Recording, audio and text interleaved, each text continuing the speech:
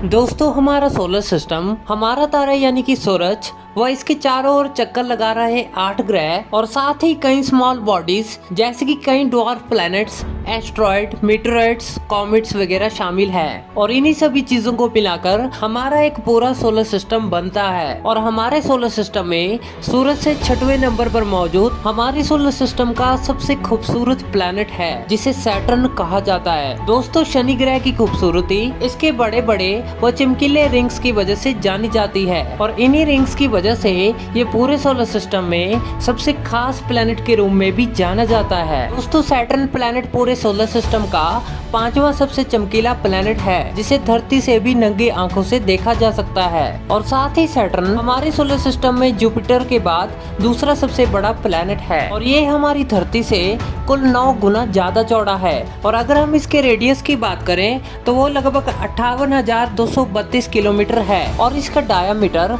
1,20,000 kilometre है। यानी कि सैटर्न प्लैनेट साइज में इतना ज्यादा बड़ा है कि इसमें कुल 764 अर्थ फीट हो सकती हैं। दोस्तों सैटर्न प्लैनेट की डेंसिटी इतनी ज्यादा कम है कि किसी विशाल समुद्र में सैटर्न को फेंक दिया जाए तो वो डूबने के बजाय पानी में तैरना शुरू कर देगा और इसकी ग्रेविटी भी हमारी धरती की ग्रेविटी के आसपास ही है। यानी कि आपका वजन धरती पर 50 किलो है तो सैटर्न के ऊपर आपका वजन 53 किलो होगा। इससे हमें ये पता चलता है कि सैटर्न प्लैनेट की ग्रेविटी हमारी धरती की ग्रेविटी से 1 टाइम्स ही ज्यादा है। दोस्तों आपको ये जानकर भी काफी ज्यादा हैरानी होगी कि सैटर्न का एक दिन अर्थ के मुकाबले में 10.7 आवर का होता है। यानी कि सैटर्न अपनी एक्सिस पर एक चक्कर 10.7 आवर में पूरा कर लेता है और वहीं सैटर्न सूरज का एक चक्कर पूरा करने के लिए 10,756 दिन लगाता है। यानी कि सैटर्न पर एक साल धरती के 29.4 ईयर्स के बराबर होता है जो कि धरती के मुकाबले काफी ज्यादा है। लेकिन जब भी सैटर्न और इसके खूबसूरत रिंग्स के बारे में बात होती है तो कहीं न कहीं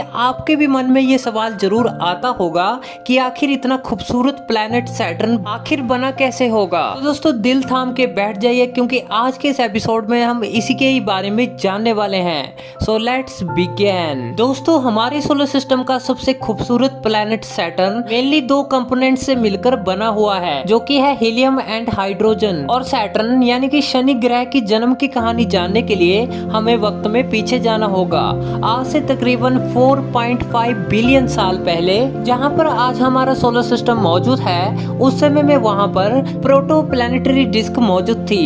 यानी कि एक ऐसी डिस्क जो कि कई छोटे बड़े डस्ट पार्टिकल व गैसेस की बनी हुई है और हमारे सूरज के चारों ओर चक्कर लगा रही है। ये एक ऐसा समय था जिस समय में हमारा सूरज अभी नया नया ही बना हुआ था और बाकी के प्लैनेट्स अभी बनना शुरू हो रहे थे। और इसी के बीच ही प्रोटो प्लैनेटरी डिस्क के सबसे आखिरी हिस्से में यानी कि स्नो लाइन के पास जहां हल्के डस्ट पार्टिकल, अमोनिया व आइस के हल्के एलिमेंट्स मौजूद थे और इसी जगह पर ये सभी एलिमेंट्स और गैसेस जैसे कि हाइड्रोजन एंड हीलियम अपनी ग्रेविटेशनल फोर्स के चलते एक जगह पर काफी बड़ी मात्रा में इकट्ठे होने लगे और आपस में कोलैप्स होना शुरू हो गए और ये आगे आने वाले कई मिलियन सालों तक ये आपस में ऐसे ही कोलैप्स होते चले गए। और इसके बाद आज से तकरीबन 4 बिलियन साल पहले ये सभी एलिमेंट्स आपस में कोलैप्स होकर गैस फॉर्म में एक बड़े से प्लैनेट का रूप ले लेंगे जिसके बाद इस गैसीय प्लैनेट ने सन के अराउंड चक्कर लगाना शुरू कर दिया और इसे आज के समय में सैटर्न के नाम से जाना जाता है। दोस्तों शनि ग्रह का नाम सैटर्न रोमन्स के गॉड ऑफ एग्रीकल्चर के नाम पर रखा गया है क्योंकि रोमन्स लोगों को उनकी खेती बाड़ी करने की सारी तरकीबें उनके गॉड ने ही उन्हें सिखाई थी। दोस्तों सैटर्न हमारे सोलर सिस्टम में जब नया नया ही तैयार हुआ था तो उस समय में इसके बाहर की तरफ जो एक्स्ट्रा डस्ट पार्टिकल बच गए थे उन्हें धीरे धीरे करके आपस में कोलैप्स होना शुरू कर दिया और इसके कुछ लाख सालों बाद ये आपस में कोलैप्स होकर सैटर्न के एक वेरिटेस नाम के मून के रूप में बदल गया जिसके बाद उसने सैटर्न के अराउंड उसका चक्कर लगाना शुरू कर दिया। लेकिन उसके बाद आज से तकरीबन 100 मिलियन साल पहले एक बड़ा सा कॉमेट डीप स्पेस से हमारे सोलर सिस्टम की ओर काफी तेजी से बढ़ रहा था। लेकिन इसके कुछ सालों के बाद जैसे ही ये बड़ा सा कॉमेट हमारे सोलर सिस्टम के काफी नजदीक पहुंच गया तो सैटर्न की ग्रेविटी इसे अपनी ओर खींचने लगी जिसके बाद ये बड़ा सा कॉमेट काफी तेजी से सैटर्न की ओर बढ़ने लगा। लेकिन इसके कुछ टाइम बाद सैटर्न का नया मून वेरिटेस जो कि अभी अभी बना था, ये बड़ा सा कॉमेट इससे काफी जोर से टकरा गया। इसके टकराने की पावर इतनी ज्यादा अधिक थी कि उस समय का सैटर्न का मून वेरिटस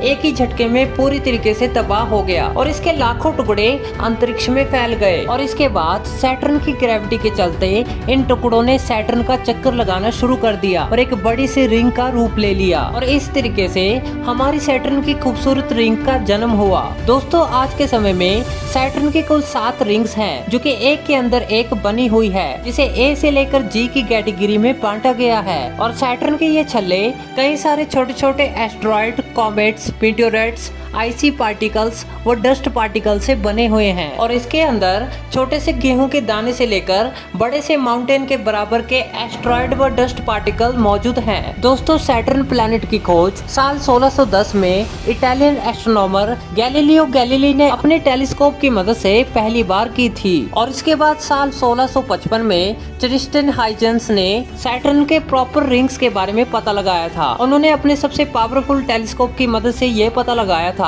कि सैटर्न के रिंग्स काफी ज्यादा थिन और फ्लैट है। इसके रिंग इसके सतह से 7000 किलोमीटर की ऊंचाई से लेकर 2,70,000 किलोमीटर तक फैला हुआ है। और उसके बाद जैसे जैसे साइंस व टेक्नोलॉजी काफी ज्यादा एडवांस होती चली गई, वैसे वैसे हम सैटर्न के बारे में और भी अधिक जानते गए। दोस्तों, सैटर्न के आज के समय में 82 कंफर्म्ड मून्स हैं, जिसमें से सबसे बड़ा मून टाइटन है, जो कि हमारे सोलर सिस्टम में मौजूद ड्वार्फ प्लैनेट प्लूटो से भी बड़ा है। दोस्तों, टाइटन काफी हद तक हमारी धरती जैसा दिखाई देता है और वैज्ञानिकों का मानना है कि इसकी सरफेस के नीचे विशाल समुद्र के भंडार मौजूद हो सकते हैं और इसी वजह से वैज्ञानिक इसे इंसानों के रहने लायक एक बेस्ट ऑप्शन के रूप में मानते हैं। और अगर हम इसके सबसे छोटे मून की बात करें तो वो मीमस है, जो कि हमारे सोलर सिस्टम में मौजूद सभी प्लैनेट्स और उसके मून से सबसे ज्यादा चमकदार माना जाता है, क्योंकि ये सूरज से आने वाली रोशनी को 100% स्पेस में रिफ्लेक्ट कर देता है। और ऐसा इसलिए होता है क्योंकि इसकी सरफेस पूरी तरीके से बर्फ से बनी हुई है। दोस्तों, मैं उम्मीद करता हूँ कि आपको पता चल गया होगा कि आखिर सैटर्न प्लैनेट और इसके रिंग्स आखिर कैसे बने। तो दोस्तों, अपनी इमेजिनेशन हमें कमेंट बॉक्स में बताना मत भूलिएगा। तो उम्मीद करता हूँ आज का ये एपिसोड आपको काफी ज्यादा पसंद आया होगा। अगर वीडियो अच्छा लगा तो इसे लाइक जरूर कीजिए और साथ ही सब्सक्राइब कीजिए आप हमारे नए चैनल साइंस टीवी इंडिया को। तो फिर मिलेंगे ऐसी इंटरेस्टिंग वीडियो के साथ, तब तक के लिए दोस्तों, जय हिंद।